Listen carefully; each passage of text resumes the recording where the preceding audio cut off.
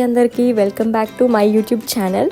నేను ఈరోజు మీకు బుడ్డ పరకల పులుసు చేసి చూపిస్తాను. బుడ్డ పరకల పులుసు అంటే నథింగ్ బట్ చిన్న చేపలని కొన్ని ప్లేసెస్లో కూడా అంటారు. ముందుగా అయితే వీటిని చాలా నీట్గా క్లీన్ చేసుకోవాలండి.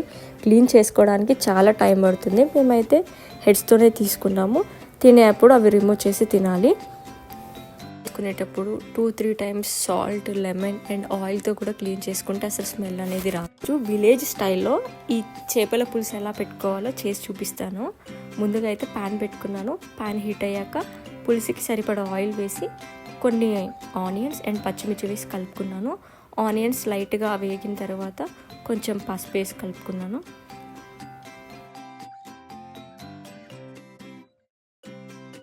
వాసన పోయేంత వరకు వేయించుకొని నేను ఇన్స్టెంట్గా కొంచెం అల్లం వెల్లుల్లి పేస్ట్ నూరి వేసాను.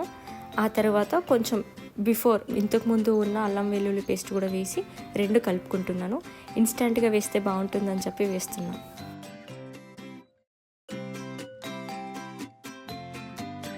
కొంచెం కరివేపాకు వేసి కలుపుకుంటాను. కరివేపాకు వేగిన తరువాత రుచికి సరిపడ కారం, రుచికి సరిపడ ఉప్పు వేసి కలుపుకోండి.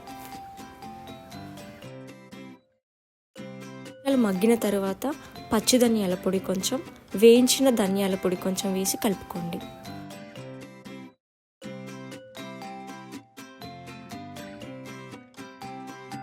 వదిలేశాక ఆయిల్ పైన తేలేంత వరకు నూనె అనేది ఇలా పైన తేలుతూ ఉండాలి. అలా తేలిన టైంలో చింతపండు రసం నేను ముందే కలిపి పెట్టుకున్నాను. పులుసుకి సరిపడా చింతపండు రసం అందులో వేసుకోవాలి. వేసుకున్నాక ఒక్కసారి మీరు ఉప్పు, కారం అన్నీ సరిపోయా లేదా చెక్ చేసుకోండి. పులుసు మరుగుతున్న సమయంలో కాడలతో సహా కొత్తిమీర కూడా నేను కాడలతోనే వేస్తున్నానండి. కాడలతో వేస్తేనే పులుసులో బాగా మరిగి ఆ ఫ్లేవర్ అనేది వస్తుంది. కొంచెం జీలకర్ర పొడి, కొంచెం మెంతుల పొడి